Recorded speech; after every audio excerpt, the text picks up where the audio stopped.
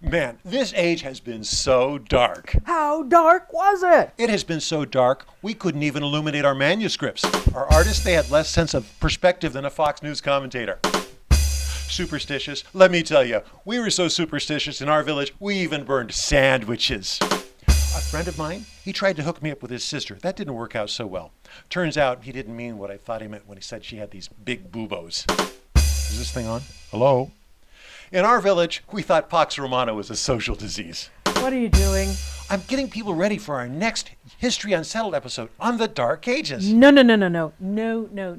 What, you don't want to talk about the Dark Ages? No, I don't want to talk about the Dark Ages because the Dark Ages was not a thing. Look, Western civilization went into a decline after the fall of the Roman Empire. Scientific and artistic curiosity diminished. For centuries, humanity lived in despair. No, during that time, we saw an explosion of art and innovation in places like Constantinople and Umayyad Spain. And the monasteries were full of art and innovation themselves. Look, maybe it wasn't everywhere, and maybe it wasn't all the time, but I'm sure you'll agree that during the early and Middle Ages, there were periods of extreme darkness. Oh yeah, lots of periods of extreme darkness everywhere. They called it night.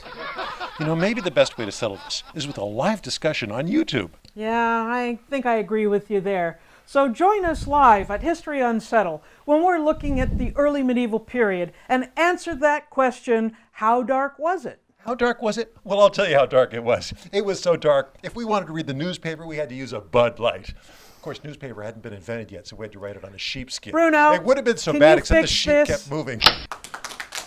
That was a cheap trick.